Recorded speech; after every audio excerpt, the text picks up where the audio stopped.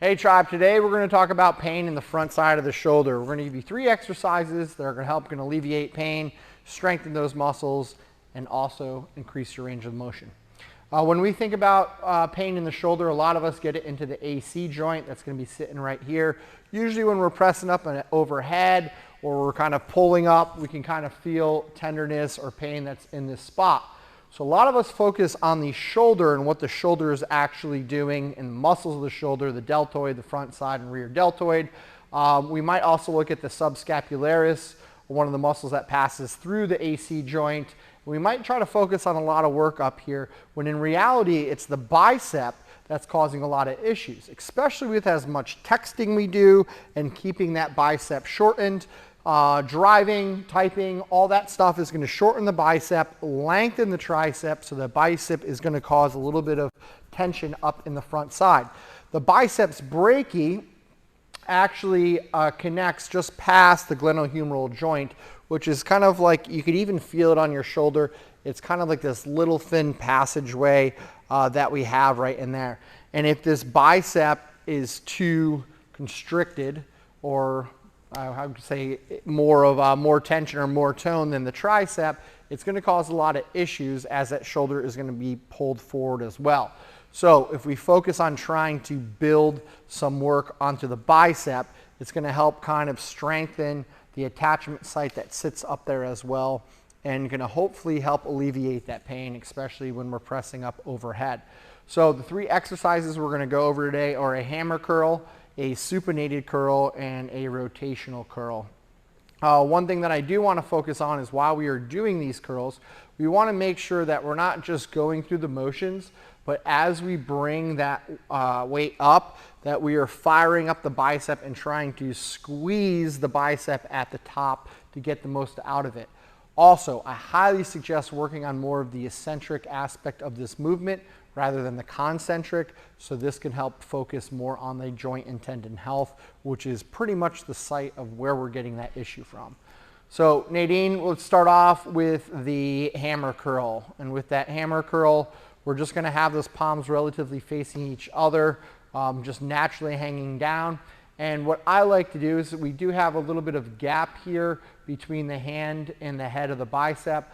I like sliding that bicep back so it sits on there. What this prevents is the death grip, the white knuckling and the death grip. If we're death gripping these dumbbells while we're doing a curl, we're firing up a lot of that forearm and we're not allowing that bicep to do the maximum amount of work that we want to do. But in general, we like to start with a little bit of angle on those arms, so we're automatically keeping the bicep under tension. We're going to lift the bicep, or lift the dumbbells with the bicep. Think about it, when we get to the top, just creating a squeeze of the bicep, slowly lowering that down in about double the amount of time it took you to get up. When we get to almost locked out position, we're going to bring them back up.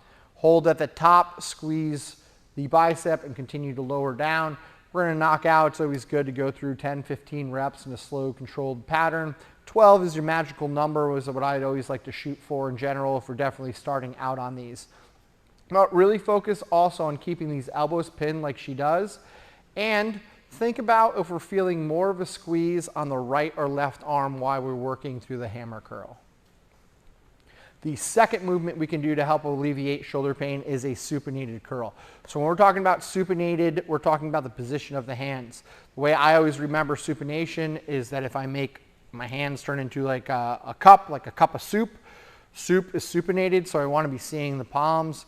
Pronated is the grip that we're mainly in, and a lot of times, especially if we're doing a lot of high intensity workouts, we're grabbing the barbell in pronation, we're grabbing the pull-up bar in pronation, so we're not getting as much bicep work as we need. So we're working a lot of the shoulders, the lats, the traps, and when we grab that supinated grip, or doing a chin-up is another version that we could do on a supinated grip, that supination is going to focus more bicep than that posterior chain.